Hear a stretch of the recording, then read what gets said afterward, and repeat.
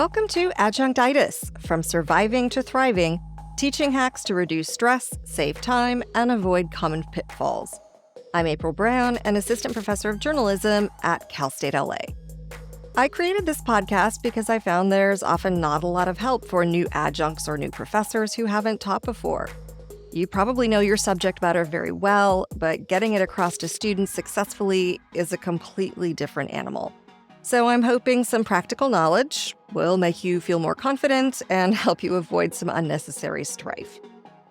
It is entirely possible that there are teaching resources at your college or university, but you may not have found those yet, so hopefully this will make up until then. Our last 2 episodes focused on ways to make your syllabus a tool to avoid problems later. If you look at it like a contract between you and the students, and explain it that way, you will be able to show that they're on notice if they commit an offense later. I know that kind of sounds crimey, but academic integrity is a big issue. And recently, Stanford University's president resigned in the wake of a scandal about his academic work. I've put a link in our teaching tools section for episode 6 on our website, adjunctitis.com. Now, welcome to episode 6. The academic honesty problem. But I'm going to go a little deeper here, and yes, again, we're starting with a story. In the not-too-distant past, a student of mine actually submitted a television news writing assignment they were working on with another student. Each of them had to have their own written version, though, in their own words. It was a script that they themselves would read. So the person this student was working with came after him in the alphabet, so I graded his first. Canvas, by the way, the learning management system at my university, defaults to an alphabetical listing of students by their last name. So I thought it was a bit odd that he turned in a JPEG photo of the assignment, but students have done it before. I don't prohibit it, so I didn't really think much of it.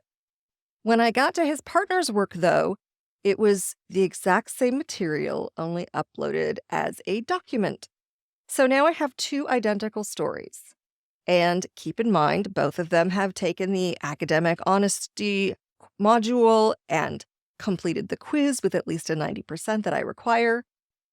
So, in light of that, think for a moment what you would do. We'll come back to it in a minute. I am always hoping students don't cheat, and I'm cynically disappointed when I do catch them in a fairly unsophisticated scheme. I really wish they'd put more effort into it if they are going to risk what can be serious, life-changing, potentially penalties. Look at the Stanford professor I mentioned. My first semester teaching students a communication writing course, we covered a lot of grammar and spelling and style. This writing has a lot of referring to primary sources with quotes, paraphrasing, but attribution is really important. And it was hard to know which students came to class with the knowledge of what they can or can't be doing when it comes to academic dishonesty and plagiarism. At this point, I did not have that module in place. After some issues, I created this academic integrity module that I required them to complete once a year in order to remain enrolled in my classes. And it consists of some reading to clarify what we mean with those various terms.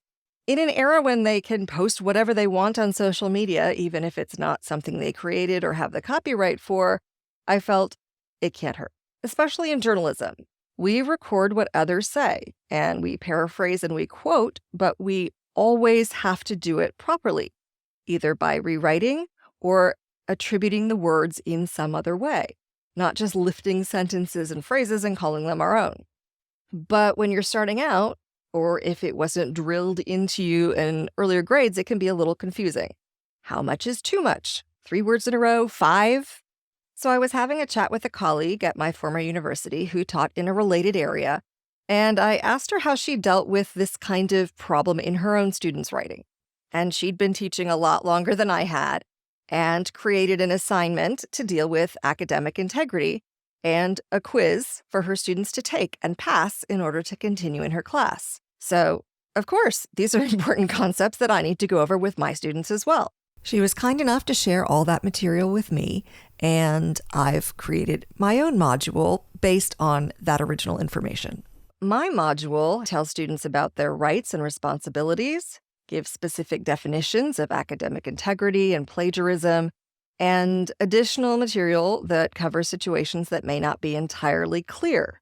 There are readings specific to my university, and I'm sure yours has its own, so please take a look at that. You will want to include those specific links in the reading assignments for your students. It also gives a section on AI. Because of its rather quick evolution, I've decided to add a bit on that. And it has a video that describes what the earliest versions were doing, and at the end, it describes our journalism policy related to using AI for assignments. Students have the first 2 weeks to finish this module and pass this quiz. And if they don't get a 90%, they can't stay in the class. But they are allowed multiple chances to take it. All right, let's go back now to the 2 identical assignments. I wrote an identical email to each student saying their partner turned in the exact same thing. The woman said this was her story, and her classmate asked to take a picture of what she'd done so he could better remember structure and style. The young man admitted to the plagiarism, but he thought the consequences were less serious and that he could just deal with a bad grade. I don't know that he remembered the policies. But because we discussed these issues in the first class, and I gave them all that material and quizzed them on it, and he got his 90%, it establishes that he does know the rules. And so in this case, we sent a referral to the Dean of Students' office. I took no joy. I am disappointed every time this happens, but I have to uphold the rules. One more thing before we go on this subject. If you look at the material for this episode, there's a recording of the instructions for the assignment, and I learned this in the How to Be a Better Teacher course. The first of the points under the instruction is purpose, and that's a great place to explain why you want them to do the work. I think sometimes students think we make up work for them because it's fun, but this really helps explain how the work connects to the class learning outcomes at the very least. The skills will change depending on the assignment, but if this was an advanced TV reporting class, for example, I'd put down things like camera operation or 3-point lighting as the skills they'd need for a particular assignment. The knowledge section is not dissimilar in that they may need to know a few things to be prepared. That's followed by criteria for success and the task or the details. Not sure many of them get that far, but again, they're on notice. You probably noticed yourself that this is a theme.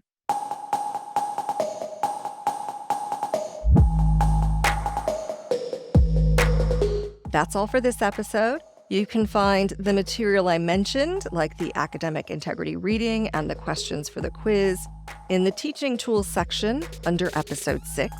If you have questions or issues you'd like me to address, please send them to questions@adjunctitis.com. Join our conversation on social. Right now we're at Adjunctitis on Threads, TikTok, Instagram, and YouTube. We are also on Facebook at facebook.com/adjunctitis. You can also use the hashtag Adjunctitis so we can form a community where questions can be asked and answered. If you enjoyed our podcast, please consider leaving a review and a rating. Those can help other people find us too. Please spread the word and help those who ask you for help. It's good teaching karma. Adjunctitis is a Look at It This Way production. I'm April Brown. Thank you for listening. Class dismissed.